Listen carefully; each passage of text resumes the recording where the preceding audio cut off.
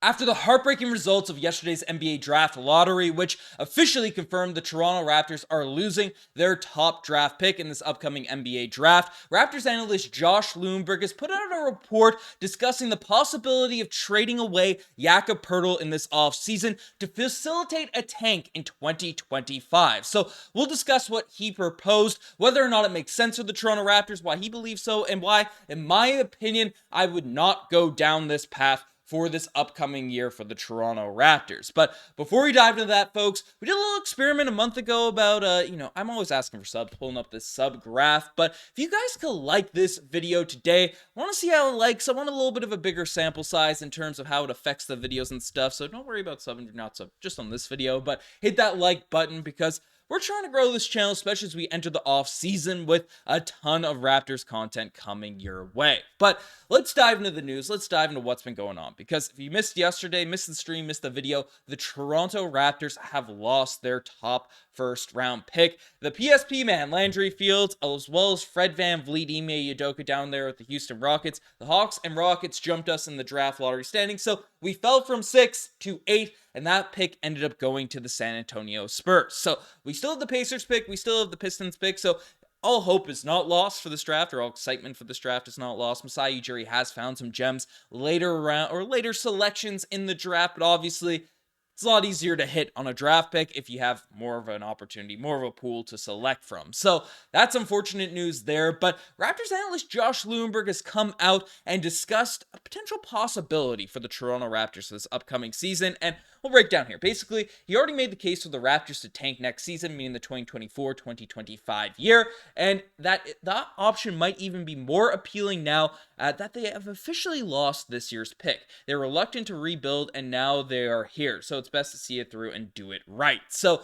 basically, Josh Lundberg wants the Raptors to sort of tank and, throw away another season. The tank for 2024 did not pay off for the Toronto Raptors group this season, but next year, with our draft pick guaranteed going to be in our holster, it's not going to guarantee a number one pick, as we saw with the Detroit Pistons. One of the worst seasons in NBA history, obviously ended up falling to number 5, but at least we'll get a top high selection for next year. And he's saying that might be the route, the development case, and it might be easy to do. And he basically discussed how if the Raptors decide to prioritize development over wins next season while positioning themselves for a top pick in the 2025 NBA draft, which is supposed to be stacked. It's supposed to be a really good draft class compared to 2024. We heard that a bunch, from analysts, from people. Again, I think it's really tough to judge a draft going into it, but that's just me. Basically, could we see them testing the market for Jakob Poeltl this summer? They went 4-28 without him in the 2023-2024 season, and 2 of 9 before Barnes and all those guys ended up missing time. So basically, what he's proposing, what he's discussing, he sort of reports, and he had a whole article on this discussing everything, breaking it all down.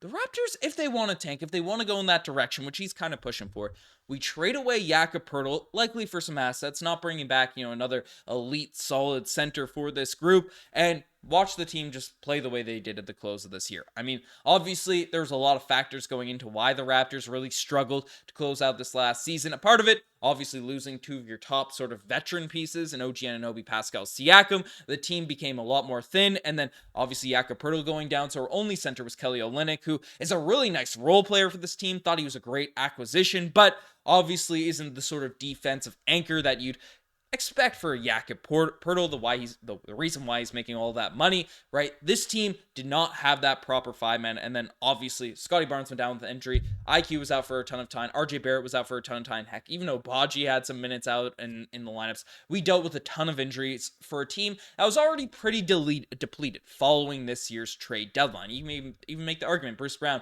didn't live up to standards given his knee injuries and inflammation issues and stuff. So basically what he's saying is, hey, this team without Jakob Poeltl, and we can pull up the stats here, right? Last season, we're 21-29 with Yak, and that's a whole ton of different rosters, but we did look good with Jakob Poeltl in the lineup, even with this sort of new look team to close out the year, but without him, 4-28. So if we just go into next season without a true center defensive anchor, trading away Jakob Poeltl for some assets, for some particular pieces, then the Raptors could easily facilitate a tank for 2025 for a more loaded draft class, get more development sort of for the young guys, and not hope to win. Not hope that's the route to potentially go down. And While I certainly understand the logic, and I understand it's a debate, given the fact that the Toronto Raptors had the opportunity, kind of rush the sort of previous group's young timeline. I mean, after the Tampa Tank 2021, we ended up making the 5th seed in the Eastern Conference, and then, bought into all these players, sort of made some win now-ish moves for the next couple seasons, and it just didn't end up working out,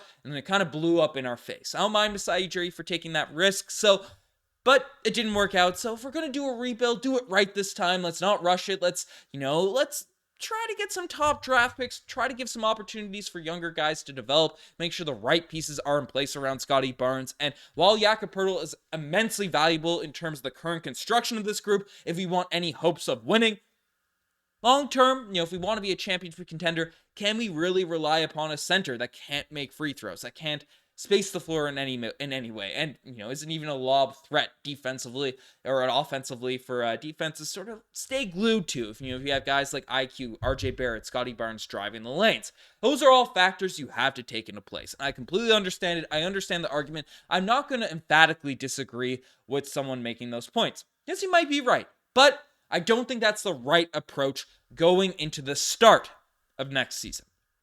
There's a couple of reasons as to why. Because this Toronto Raptors group certainly started a rebuild ahead of last year's trade deadline, but we did it a little bit differently. We did it in a little bit of a different way. We traded OG Anunoby for younger players, but guys that are still potentially could have an impact on winning. I mean, RJ Barrett and Emmanuel Quickley are putting up really solid stats. They've been in the league for a few seasons, and they're going to be getting paid a ton of money for upcoming seasons. Scottie Barnes is also a guy you have, and isn't one of these first or second year players. Scottie Barnes was an all-star last season and is a piece that things work out well. Heck, we saw flashes of it last season. That core three could be a core piece, a bits of team that could lead to winning games. And you don't want to build up a losing culture, especially around a losing group. And going into next season without an actual center just screams to the players, it screams to the coaching staff, it screams to the fans. Hey, we're tossing this one in the bin next season. And while the vibes seem to be better, and I know people are already turning on Darko Rajokovic, but the players seem to be bought in. They understand what kind of happened last season. But the Toronto Raptors to sort of take a hit on their culture like they did last year and to not give this group a chance, give this group an opportunity to try to win some games, especially where they're young, they're developing and all this type of stuff. I mean, I don't think that's the right precedent to be set, especially when you have 3 core guys that could potentially, take that leap into stardom. I don't want to say superstardom just yet, but leap into stardom. And then you also have some interesting young guys around. I mean, Grady Dick was a lottery pick. Ochai Agbaji was a lottery pick. We have people around this group that have been in the league, with the exception of Grady Dick, for a few seasons now that could have things come together for next season if things are positioned right. And I think everyone would want to see this team be more on the rise rather than sort of in the bottom ranks. And as we saw this year, the Houston Rockets, they jumped into the top of the lottery. The Atlanta Hawks, despite extremely low odds, jumped into the number 1 pick in this year's NBA draft. The draft lottery is a bit of a crapshoot, folks. It's a bit of a crapshoot, so you may as well try to build a winning culture, develop teams with winning, especially when you made a trade like the OG Anunoby deal where you brought in younger guys, but more win-now guys. And we still have our pick. We can still get a decent selection. Again, I don't expect this team to be a top team in the Eastern Conference unless they make some major steals, major acquisitions in this offseason. But I don't think, nerfing this team right from the jump is the right play to do. Now, if we are the 11th seed in the Eastern Conference come next year's trade deadline, blow it up. Tank. I'll break out this graphic and I'll turn 2025 into that list. Trade Jakob Poeltl, trade these types of pieces, get some assets. Jakob Poeltl's trade value this summer is going to be the exact same ahead of this year's trade deadline.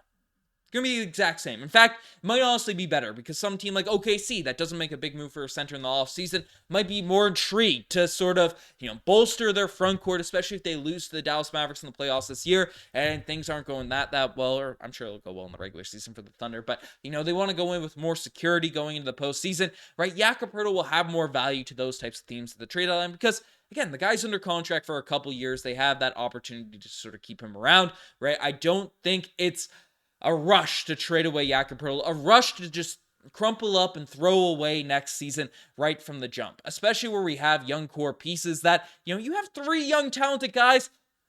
What's a fourth? A fourth would be good, building up that sort of draft haul and stuff. But I mean, I don't think throwing away valuable years of Scotty Barnes, RJ Barrett, IQ makes a ton of sense to me, especially where, we have an opportunity where this team might look decent, and you could probably just do the same thing at next year's trade deadline. Give this group, tweak this roster a little bit in the offseason, see if we can get some nice young pieces, build this team around Scotty, around RJ to maximize their sort of skill levels. If we're still losing games, then second half of the season, blow it up, whatever, and then focus on 2026. But if that's not the case, let's try to make a little bit of a push. Let's try to make this young team exciting. Build up that sort of right culture around the Toronto Raptors. Folks, let me know what you guys think in the comment section down below. You guys are the best to make it this far. Subscribe to the channel if you guys haven't already. Like the video. That's why I made the rant on at the beginning. Anyways, I've signed it out. Cheers.